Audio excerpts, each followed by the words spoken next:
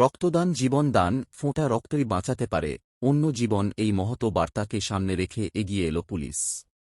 Islampur police জেলার উদ্যোগে এবং ইসলামপুর থানার পাটাগোড়া পুলিশ ফাঁড়ি ব্যবস্থাপনায় সোমবার পাটাগাড়া বালিকা বিদ্যালয়ে রক্তদান শিবির এবং বস্ত্র বিতরণের আয়োজন করা হয়।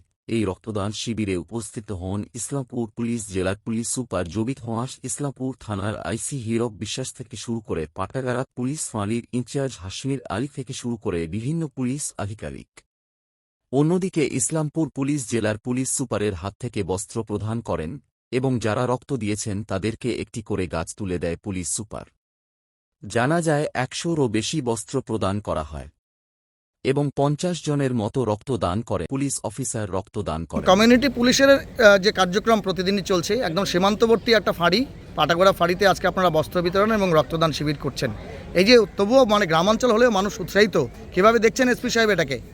আমাদের আজকে পাটাগোড়া আউটপোস্টের ইসলামপুর থানার আন্ডারে এখানে একটা ব্লাড ডোনেশন ক্যাম্প এবং একটা বস্ত্র বিতরণ আমরা করছি। এটা পূজার আগে প্রত্যেক বছর আমরা এটা করি, এখানে বস্ত্র বিতরণ করি। এবার একটা ব্লাড ডোনেশন ক্যাম্প একসাথে করছি। আপনারা তো জানেন ব্লাড মানে এতটা এসেনশিয়াল ম্যাটার, তো এটাতে একটা লাইফ ডিপেন্ডেন্ট আছে। ইসলামপুর পুলিশ ডিস্ট্রিক্ট এবং ওয়েস্ট বেঙ্গল পুলিশ প্রত্যেকটা থানাতে উৎসর্গ নামের এই প্রোগ্রামটা কন্টিনিউয়াসলি করে, মানে ব্লাড ডোনেশনটা। এই বছর আমরা প্রচুর ইউনিট ব্লাড অলরেডি ডোনেট করেছি। এটা কন্টিনিউয়াস প্রোগ্রাম আছে, এটা আমরা কন্টিনিউয়াসলি করতে থাকবো। এবং এই বস্ত্র বিতরণটা পূজার আগে, তো আপনারা জানেন দুর্গা পূজা চলে আসছে, কিছু দিনই বাকি আছে। এর আগে এখানকার এরিয়ার কিছু লোকগুলোকে আমরা একটা ছোটো প্রোগ্রামে বস্ত্র বিতরণ অর্গানাইজ করেছি। কতজনকে করা হচ্ছে কিছু জানা আছে স্যার?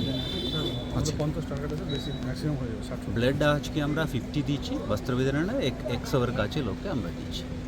ঠিক, অনেক ধন্যবাদ। একদিকে পুলিশের দিবারাত্রি 24 ঘন্টা পুলিশিং করা মানে হচ্ছে আইন শৃঙ্খলা রক্ষা করা, এবং আজকে পাটাগোড়া ফাঁড়ির উদ্যোগে ইসলামপুর থানার অন্তর্গত ইসলামপুর পুলিশ ডিস্ট্রিক্টে রক্তদান করলেন। আপনার রক্তে একজন মানুষের প্রাণ বাঁচবে, কতটা ভালো লাগছে আপনার?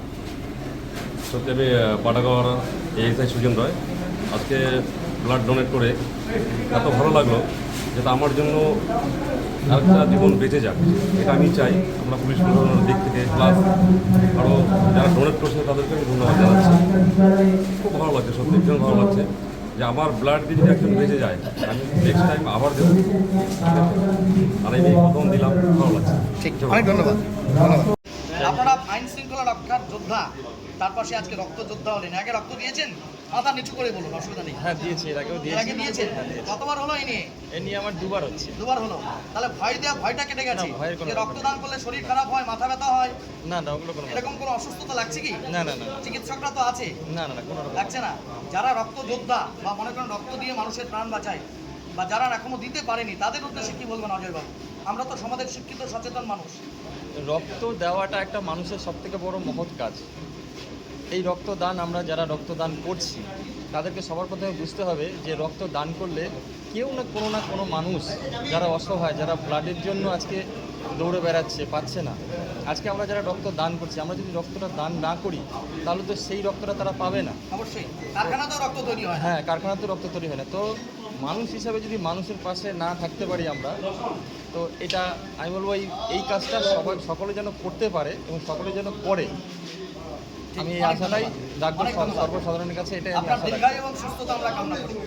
Thank you. অনেক ধন্যবাদ।